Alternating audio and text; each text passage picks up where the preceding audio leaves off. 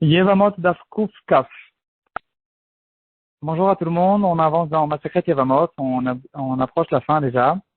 Aujourd'hui, on va voir des halakhot qui concernent quelqu'un qui est mort et on a besoin d'avoir un témoignage en ce qui concerne sa mort. La Mishnah elle va nous donner plusieurs halakhot là-dessus, on va les reprendre dans le Shulchan Aruch. Donc il y aura des descriptions un peu affreuses. Comment est-ce qu'on peut reconnaître quelqu'un qui est mort et qui a été un peu déformé? Comment ça s'appelle? Comment on peut être sûr que les témoins l'ont reconnu? Comment on ne sait pas, qu'est-ce qui s'appelle un bon siman, un bon signe que c'est cette personne, peut-être c'est quelqu'un d'autre. Et il y aura plusieurs halakhot là-dessus. À la fin, on va voir une tchouva intéressante du Ikrot Moshe. Et ça, c'est aujourd'hui. Et demain, on va essayer, Bezrat Hashem, j'espère que j'arriverai à le faire, de voir pas mal de halakhot dans les temps modernes, dans les gens certaines personnes qui sont morts de manière tragédique, dans toutes sortes d'attentats, ou par exemple dans les tours jumelles. Et donc, il y a des grandes difficultés à les reconnaître après qu'ils sont morts. On va voir si, de notre temps, est-ce qu'il y a d'autres possibilités qui vont nous permettre cette femme de se remarier.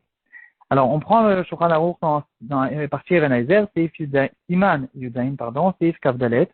Le Shulchan Aruch, elle va nous dire, Metzaouhu Arug, on a trouvé quelqu'un qui est mort, Omet, Arug qui a été tué, Omet qui est mort, Im Padarto, Vechotmo, ou Partouf Panav, Kayamin. Donc, ici, on va faire attention à trois indications que le Shulchan Aruch va nous donner. Il va nous dire que si on peut reconnaître encore son front, Padarto c'est le front, son nez et sa face, sa figure, on va voir plus tard qu'est-ce que c'est sa figure. Alors, s'ils sont encore restants et on le reconnaît, alors, Meidin Alav, on peut témoigner sur lui que telle et telle personne qu'on reconnaît, c'est lui qui est mort.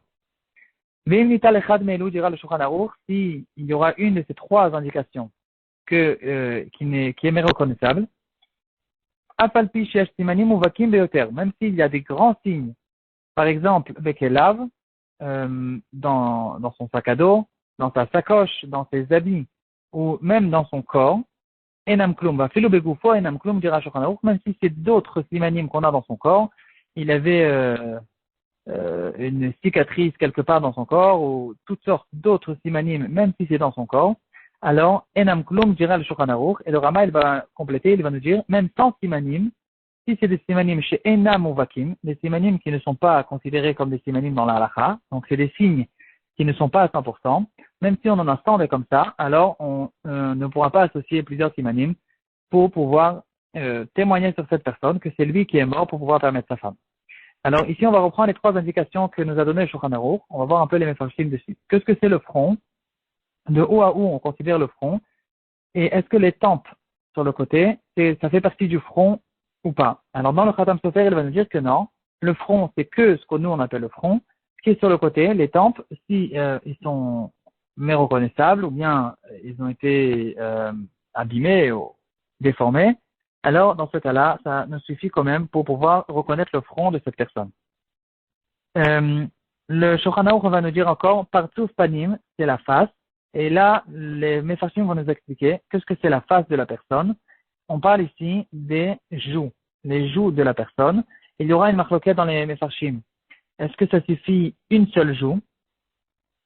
Ou bien on a besoin de reconnaître les deux joues? Et il y aura une autre marloquette à propos du menton. Est-ce que le menton fait partie de l'indication que nous a donné le Shulchan Aruch, Partouf Panim, la face de manière générale? Il y aura le Even Shmuel qui dira que peut-être qu'on a besoin aussi le menton. Le Maharam Chaviv dira que non, le menton ne fait pas partie de ce qu'on a dit la face, et donc on a besoin de reconnaître que les joues, ou même peut-être une seule joue. Chotem, c'est le nez, et le nez aussi, on a besoin de reconnaître le nez de manière générale. On remarque peut-être pas trop, mais en fait, dans notre subconscient, le nez aide énormément à reconnaître les personnes. Et donc, on a besoin de voir le nez pour pouvoir reconnaître cette personne. Si le nez manque, ou une de ces trois choses manque, alors c'est fini, on ne peut plus témoigner sur cette personne parce qu'on n'est pas sûr et certain que c'est lui qui est mort. Dans le Bet Yosef, au nom de Rabbeinu Yerucham, un des Rishonim, il dira que, bon, si c'est comme ça, alors on a besoin des joues, on a besoin peut-être du menton, on a besoin du nez, on a besoin du front, alors qu'est-ce qui reste? Alors, il dira que si les yeux, on ne les reconnaît pas, et la bouche aussi, les lèvres, la langue ou toutes sortes de choses qu'il y a autour de la bouche. Si ces choses-là sont reconnaissables, ça ne nous dérange pas et ça nous suffit. On a suffisamment d'indications pour pouvoir reconnaître cette personne. Il y aura même dans le Maharam Traviv qui dira que même peut-être si quand on voit ses lèvres et ses yeux, on a l'impression au contraire que c'est quelqu'un d'autre, puisque en fonction des autres indications, on le reconnaît, ça nous suffit et on peut permettre cette femme. Donc, de manière générale, tout ce qui est d'autres simanim, par exemple, on reconnaît quelqu'un qui est rouquin, ou bien il y a une tache quelque part, une tache de naissance, ou bien, bien sûr, dans ses habits, c'est pas du tout considéré comme des simanim, et on ne peut pas permettre une femme en fonction de ces simanim qu'il y a ici. Et de là, on en arrive à une tchouva qui a été ramenée dans les grottes Moshe, pas loin de la tchouva qu'on a vue hier, partie Even Ezer Siman Nun Zayin dans la Chelek Dalet. Elle ramène l'histoire suivante. Et en fait, c'est un protocole qu'il a écrit dans le Beddin. Et il écrit, on était nous trois dans le Beddin, on a reçu le témoignage qu'on va raconter tout de suite, et en fonction de ce témoignage, on va permettre cette pauvre femme, que son mari, il est mort, on est sûr maintenant que c'est son mari qu'on a reconnu qu'il est mort, et on va la permettre de se remarier, et donc ils lui ont écrit en fait un shtar, comme quoi le témoignage a été reçu et elle peut se remarier. Donc il parle le 6 Iyar Tafshin Yutet. Il raconte l'histoire d'un monsieur qui s'appelait Monsieur Gottlieb. Il était dans un avion et cet avion il est tombé. Il est tombé dans un fleuve il s'appelle peut-être toujours Ice Driver en Amérique. L'avion il est tombé le mercredi Kafvav Shvat Tafshin Yutet. C'était quelques mois plus tôt. Et ce monsieur Gottlieb, c'était un des rescapés de cet avion. Le monsieur Gottlieb, il a vu une autre personne, un autre juif dans l'avion qui s'appelle Yitzhak Alferd, son nom goy c'était Alferd, Diller. Monsieur Alferd Diller, il était dans l'avion et apparemment il est mort. Et un jour avant la date qui se trouvait dans le Bedin, donc le He Iyar, la police ont dit qu'ils ont retrouvé une certaine personne qu'apparemment, en fonction de tous les signes, c'était justement ce Alferd Diller. Et on va voir tout de suite quels étaient les simanim que la police a donnés et comment le Bedin ont reçu au fait ces preuves qu'on est sûr que c'est cette personne qui est morte. Alors, la police, avant qu'ils ont trouvé cette personne qui est morte dans le fleuve, ils ont demandé à sa femme des simanim, de quoi il avait l'air, quelle taille il avait, quel poids il avait, quelle hauteur, quels habits il portait. Et la femme leur a donné plusieurs simanim, et en fonction de ces simanim, la police, ils ont reconnu que c'était cette personne. Par exemple, il portait une bague sur son index.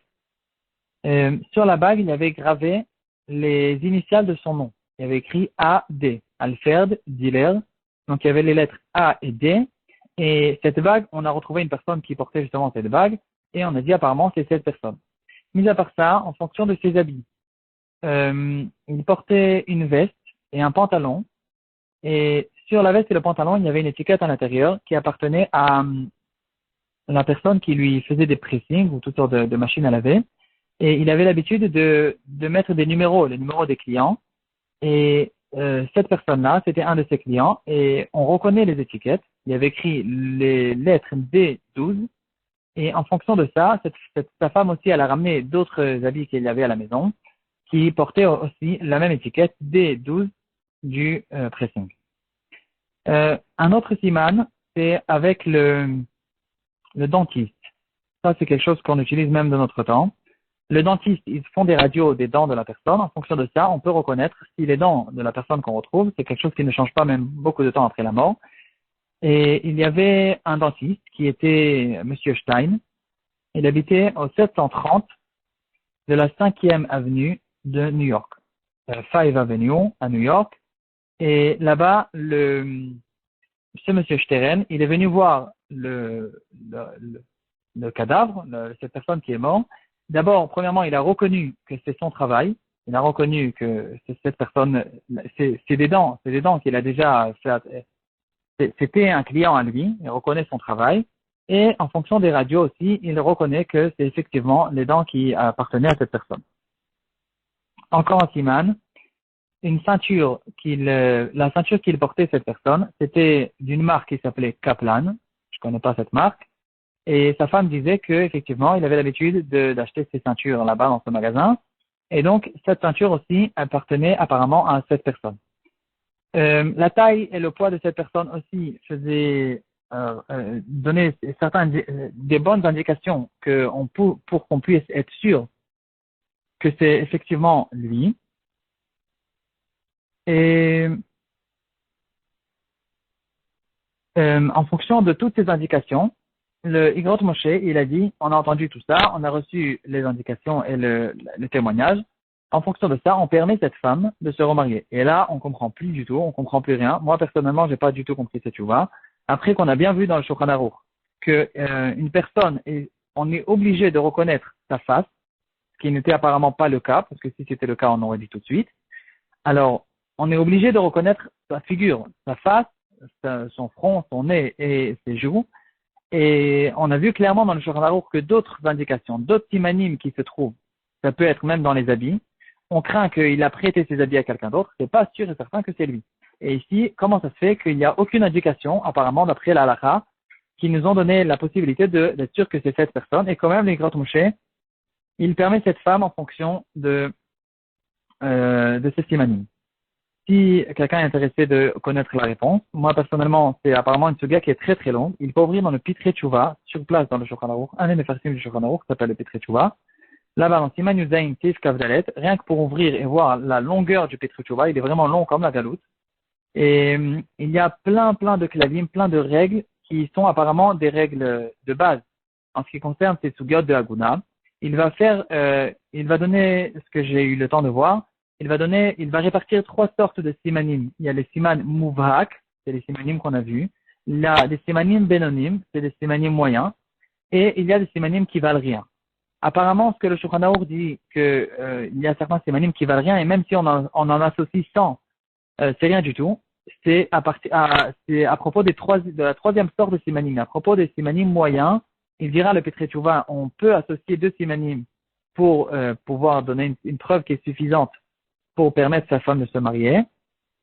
Et là, il va nous dire que si, par exemple, tous les habits de cette personne, malgré que des simanim en général dans les habits, c'est pas considéré, mais de dire que cette personne a prêté tous ses habits à quelqu'un d'autre dans l'avion, et que maintenant c'est complètement quelqu'un d'autre, c'est quelque chose qui est très difficile à dire. Et donc, on peut s'appuyer sur le fait que tous les habits, c'est des habits qui étaient les siens, pour qu'on puisse être sûr de marier sa femme, de dire que c'est cette personne. En tout cas, il y a beaucoup de klalim, c'est vraiment une suga de Yun. Il y a beaucoup de choses à voir là-dessus, et on ne peut pas voir juste le séif dans le Shulchan Aruch et essayer en fonction de ça de trancher la halakha.